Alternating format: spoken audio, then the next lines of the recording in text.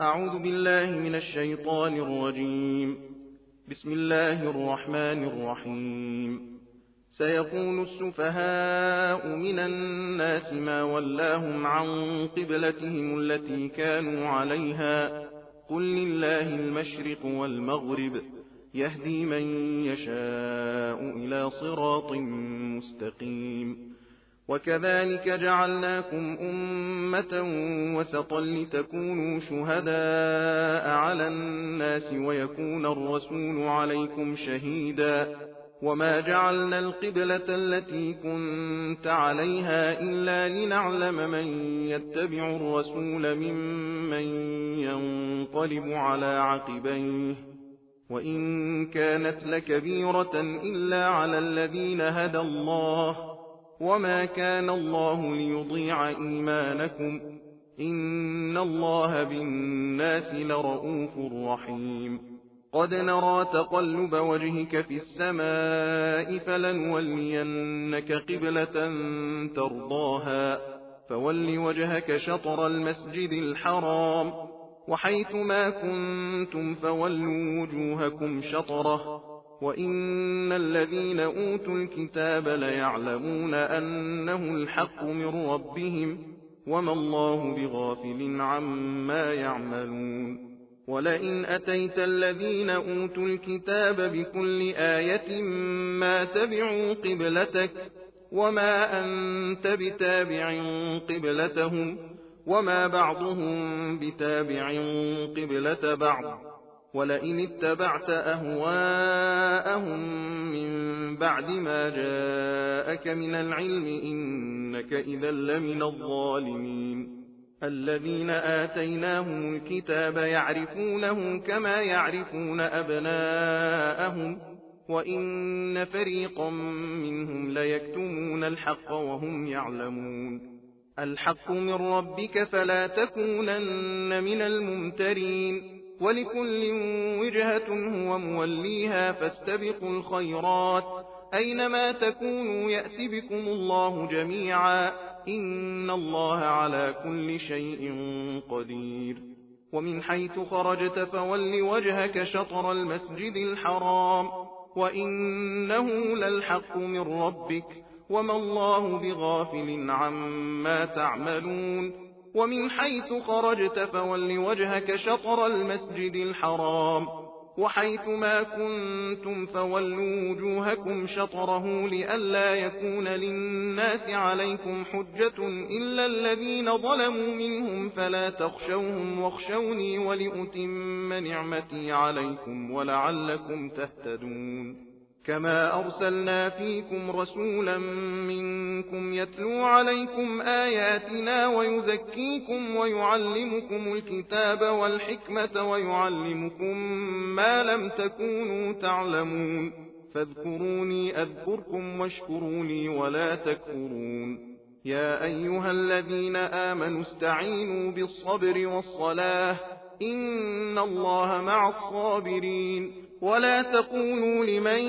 يقتل في سبيل الله أموات بل أحياء ولكن لا تشعرون. ولنبلونكم بشيء من الخوف والجوع ونقص من الأموال والأنفس والثمرات وبشر الصابرين الذين إذا أصابتهم مصيبة قالوا إنا لله وإنا إليه راجعون أولئك عليهم صلوات من ربهم ورحمة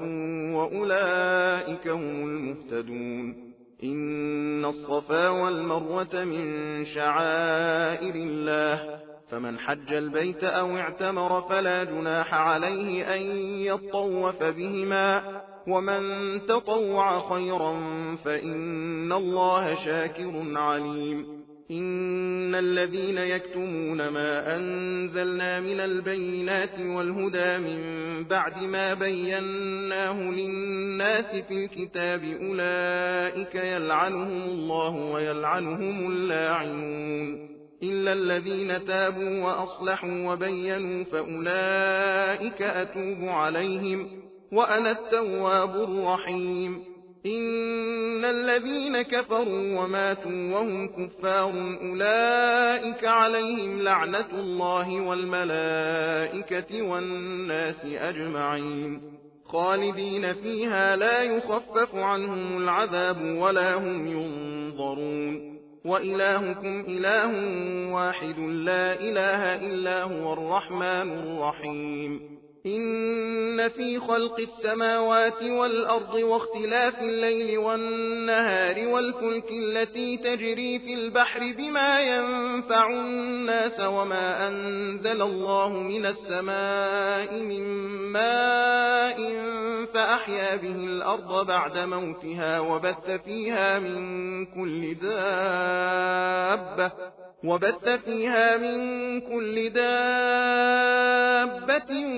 وتصريف الرياح والسحاب المسخر بين السماء والأرض لآيات لقوم يعقلون ومن الناس من يتخذ من دون الله أندادا يحبونهم كحب الله والذين آمنوا أشد حبا لله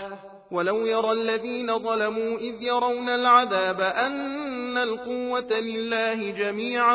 وأن الله شديد العذاب إذ تبرأ الذين اتبعوا من الذين اتبعوا ورأوا العذاب وتقطعت بهم الأسباب وقال الذين اتبعوا لو أن لنا كرة فنتبرأ منهم كما تبرأوا منا كذلك يريهم الله أعمالهم حسرات عليهم وما هم بخارجين من النار يا أيها الناس كلوا مما في الأرض حلالا طيبا ولا تتبعوا خطوات الشيطان إنه لكم عدو مبين إنما يأمركم بالسوء والفحشاء وأن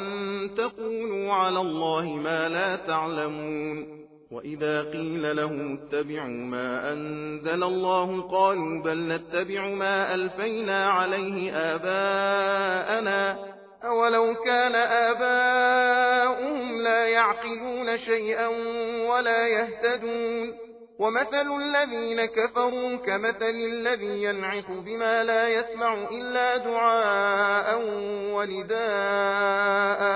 صم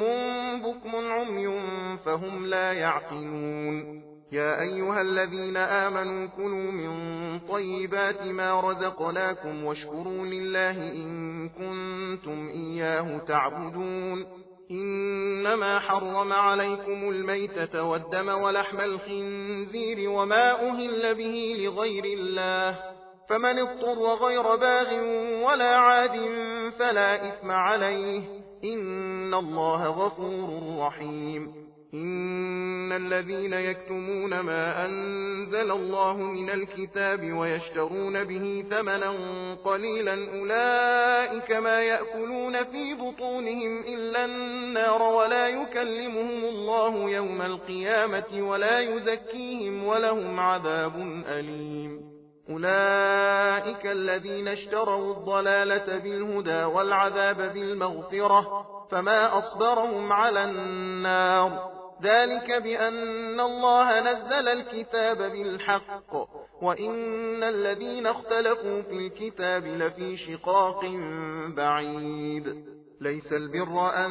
تولوا وجوهكم قبل المشرق والمغرب ولكن البر من آمن بالله واليوم الآخر والملائكة والكتاب والنبيين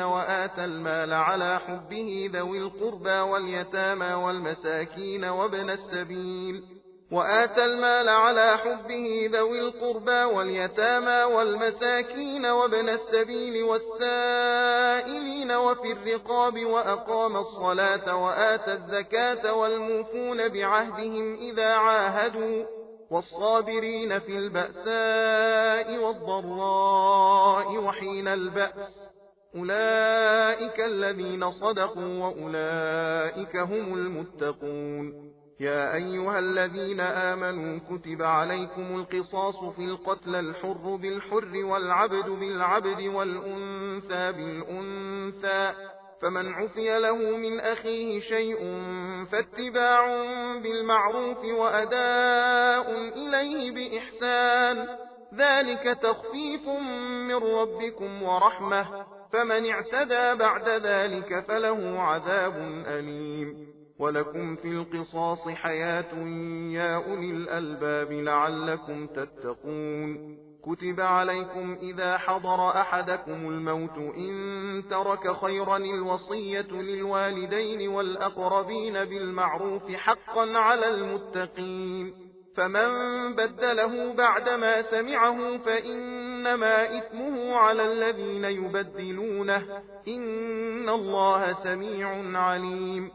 فمن خاف من موص جنفا أو إثما فأصلح بينهم فلا إثم عليه، إن الله غفور رحيم. يا أيها الذين آمنوا كتب عليكم الصيام كما كتب على الذين من قبلكم لعلكم تتقون، أياما معدودات، فمن كان منكم مريضا أو على سفر فعدة من أيام أخر، وعلى الذين يطيقونه فدية طعام مسكين، فمن تطوع خيرا فهو خير له، وأن تصوموا خير لكم إن كنتم تعلمون. شهر رمضان الذي أنزل فيه القرآن هدى للناس وبينات من الهدى والفرقان، فمن شهد منكم الشهر فليصمه، ومن كان مريضا أو على سفر فعدة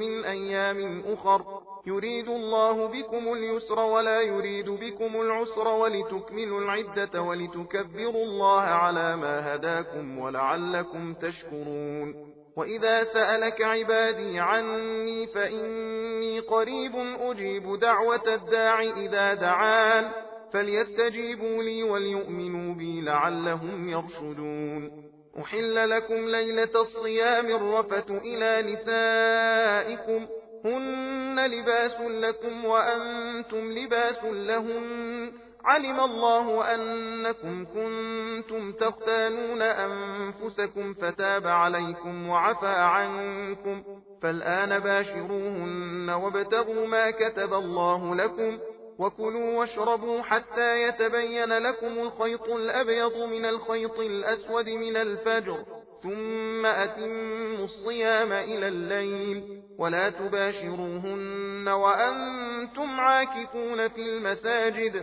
تلك حدود الله فلا تقربوها، كذلك يبين الله آياته للناس لعلهم يتقون. ولا تأكلوا أموالكم بينكم بالباطل وتدلوا بها إلى الحكام لتأكلوا فريقا من أموال الناس بالإثم وأنتم تعلمون. يسألونك عن الأهلة، قل هي مواقيت للناس والحج، وليس البر بأن تأتوا البيوت من ظهورها ولكن البر من اتقى، وأتوا البيوت من أبوابها واتقوا الله لعلكم تفلحون. وقاتلوا في سبيل الله الذين يقاتلونكم ولا تعتدوا، إن الله لا يحب المعتدين. وقتلوهم حيث ثقفتموهم وأخرجوهم من حيث أخرجوكم، والفتنة أشد من القتل، ولا تقاتلوهم عند المسجد الحرام حتى يقاتلوكم فيه، فإن قاتلوكم فاقتلوهم، كذلك جزاء الكافرين، فإن انتهوا فإن الله غفور رحيم. وقاتلوهم حتى لا تكون فتنة ويكون الدين لله، فإن انتهوا فلا عدوان إلا على الظالمين. الشهر الحرام بالشهر الحرام والحرمات قصاص، فمن اعتدى عليكم فاعتدوا عليه بمثل ما اعتدى عليكم، واتقوا الله واعلموا أن الله مع المتقين. وأنفقوا في سبيل الله ولا تلقوا بأيديكم إلى التهلكة، وأحسنوا إن الله يحب المحسنين. وأتموا الحج والعمرة لله، فإن أحصرتم فما استيسر من الهدي، ولا تحلقوا رؤوسكم حتى يبلغ الهدي محله، فمن كان منكم مريضا أو به أذى من رأسه ففدية من صيام أو صدقة أو نسك، فإذا أمنتم فمن تمتع بالعمرة إلى الحج فما استيسر من الهدي، فمن لم يجد فصيام 3 أيام في الحج و7 إذا رجعتم، تلك 10 كاملة، ذلك لمن لم يكن أهله حاضر المسجد الحرام، واتقوا الله واعلموا أن الله شديد العقاب. الحج أشهر معلومات، فمن فرض فيهن الحج فلا رفث ولا فسوق ولا جدال في الحج، وما تفعلوا من خير يعلمه الله، وتزودوا فإن خير الزاد التقوى، واتقون يا أولي الألباب. ليس عليكم جناح أن تبتغوا فضلا من ربكم، فإذا أفضتم من عرفات فاذكروا الله عند المشعر الحرام، واذكروه كما هداكم وإن كنتم من قبله لمن الضالين. ثم أفيضوا من حيث أفاض الناس واستغفروا الله، إن الله غفور رحيم. فإذا قضيتم مناسككم فاذكروا الله كذكركم آباءكم أو أشد ذكرا، فمن الناس من يقول ربنا آتنا في الدنيا وما له في الآخرة من خلاق، ومنهم من يقول ربنا آتنا في الدنيا حسنة وفي الآخرة حسنة وقنا عذاب النار، أولئك لهم نصيب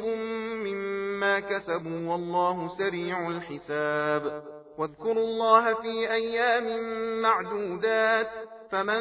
تعجل في يومين فلا إثم عليه، ومن تأخر فلا إثم عليه لمن اتقى، واتقوا الله واعلموا أنكم إليه تحشرون. ومن الناس من يعجبك قوله في الحياة الدنيا ويشهد الله على ما في قلبه وهو ألد الخصام، وإذا تولى سعى في الأرض ليفسد فيها ويهلك الحرث والنسل، والله لا يحب الفساد. وإذا قيل له اتق الله أخذته العزة بالإثم فحسبه جهنم ولبئس المهاد. ومن الناس من يشري نفسه ابتغاء مرضات الله والله رؤوف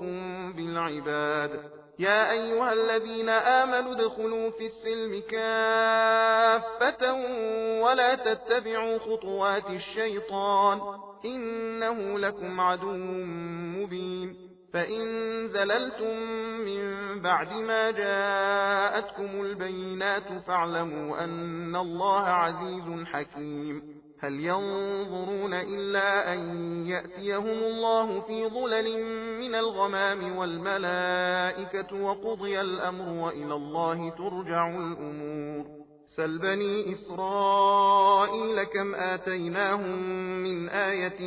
بينة ومن يبدل نعمة الله من بعد ما جاءته فإن الله شديد العقاب. زين للذين كفروا الحياة الدنيا ويسخرون من الذين آمنوا والذين اتقوا فوقهم يوم القيامة والله يرزق من يشاء بغير حساب. كان الناس أمة واحدة فبعث الله النبيين مبشرين ومنذرين وأنزل معهم الكتاب بالحق ليحكم بين الناس فيما اختلفوا فيه وما اختلف فيه إلا الذين أوتوه من بعد ما جاءتهم البينات بغيا بينهم فهدى الله الذين آمنوا لما اختلفوا فيه من الحق بإذنه والله يهدي من يشاء إلى صراط مستقيم. أم حسبتم أن تدخلوا الجنة ولما يأتكم مثل الذين خلوا من قبلكم مستهم البأساء والضراء وزلزلوا حتى يقول الرسول والذين آمنوا معه متى نصر الله ألا إن نصر الله قريب. يسألونك ماذا ينفقون قل ما أنفقتم من خير فللوالدين والأقربين واليتامى والمساكين وابن السبيل وما تفعلوا من خير فإن الله به عليم كتب عليكم القتال وهو كره لكم وعسى أن تكرهوا شيئا وهو خير لكم وعسى أن تحبوا شيئا وهو شر لكم والله يعلم وأنتم لا تعلمون يسألونك عن الشهر الحرام قتال فيه قل قتال فيه كبير وصد عن سبيل الله وكفر به والمسجد الحرام وإخراج أهله منه أكبر عند الله والفتنة أكبر من القتل ولا يزالون يقاتلونكم حتى يردوكم عن دينكم إن استطاعوا ومن يرتدد منكم عن دينه فيمت وهو كافر فأولئك حبطت أعمالهم في الدنيا والآخرة وأولئك أصحاب النار هم فيها خالدون إن الذين آمنوا والذين هاجروا وجاهدوا في سبيل الله أولئك يرجون رحمة الله والله غفور رحيم يسألونك عن الخمر والميسر قل فيهما إثم كبير ومنافع للناس وإثمهما أكبر من نفعهما ويسألونك ماذا ينفقون قل العفو كذلك يبين الله لكم الآيات لعلكم تتفكرون في الدنيا والآخرة ويسألونك عن اليتامى قل إصلاح لهم خير وإن تخالطوهم فإخوانكم والله يعلم المفسد من المصلح ولو شاء الله لأعنتكم إن الله عزيز حكيم ولا تنكحوا المشركات حتى يؤمن ولأمة مؤمنة خير من مشركة ولو أعجبتكم ولا تنكحوا المشركين حتى يؤمنوا ولعبد مؤمن خير من مشرك ولو أعجبكم أولئك يدعون إلى النار والله يدعو إلى الجنة والمغفرة بإذنه ويبين آياته للناس لعلهم يتذكرون ويسألونك عن المحيض قل هو أذى فاعتزلوا النساء في المحيض ولا تقربوهن حتى يطهرن فإذا تطهرن فأتوهن من حيث أمركم الله إن الله يحب التوابين ويحب المتطهرين نساؤكم حرث لكم فأتوا حرثكم أنا شئتم وقدموا لأنفسكم واتقوا الله واعلموا أنكم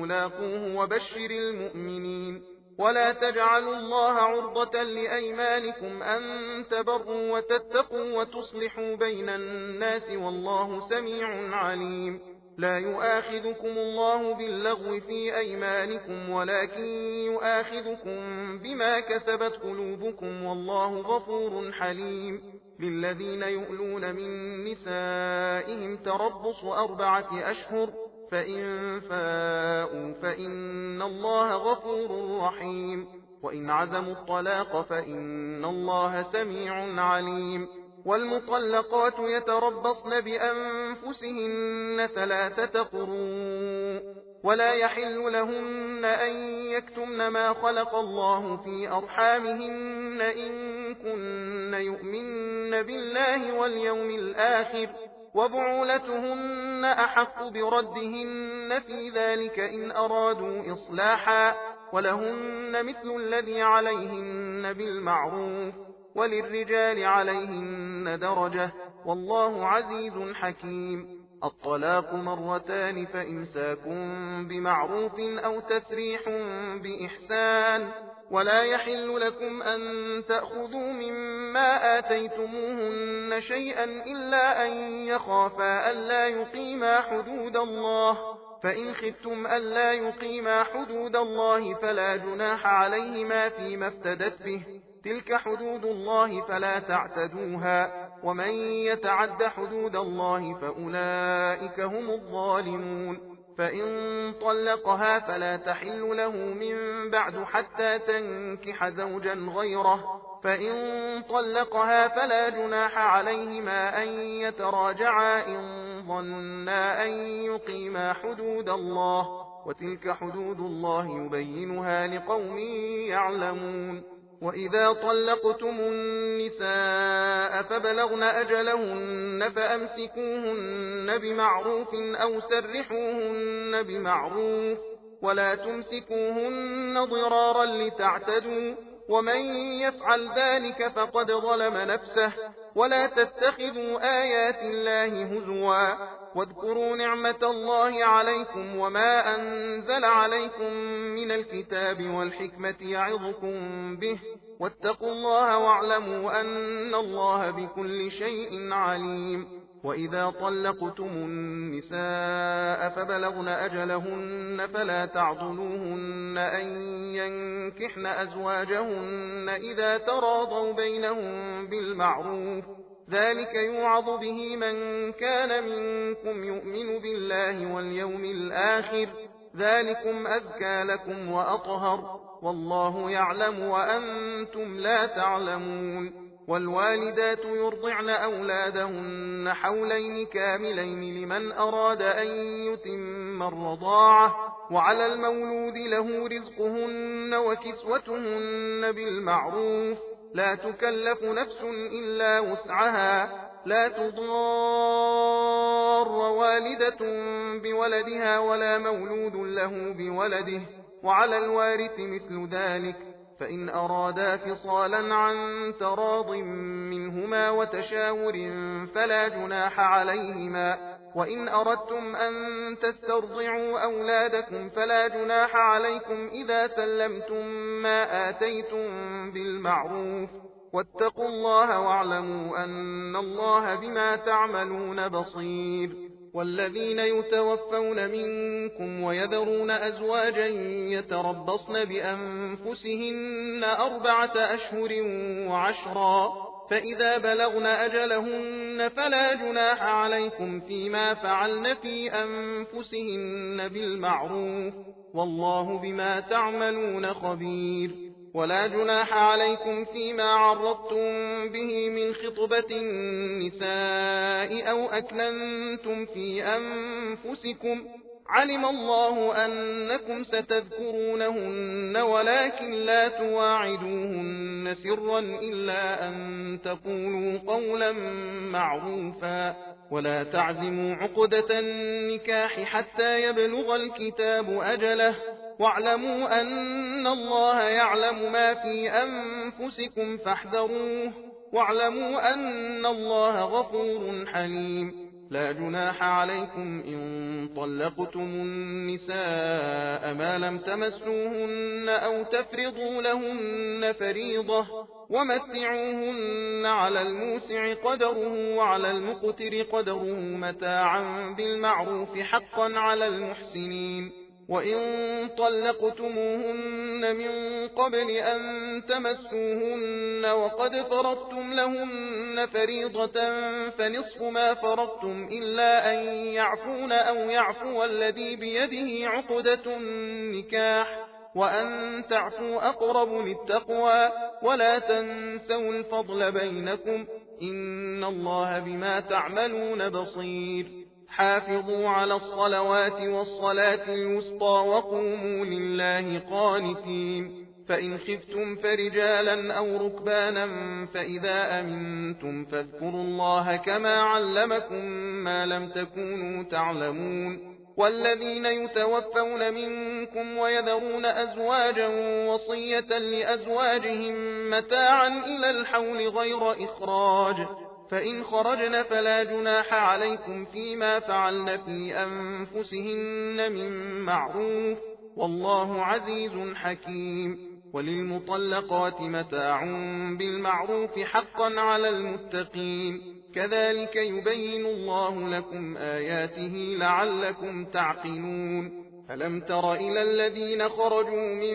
ديارهم وهم ألوف حذر الموت فقال لهم الله موتوا ثم أحياهم إن الله لذو فضل على الناس ولكن أكثر الناس لا يشكرون وقاتلوا في سبيل الله واعلموا أن الله سميع عليم من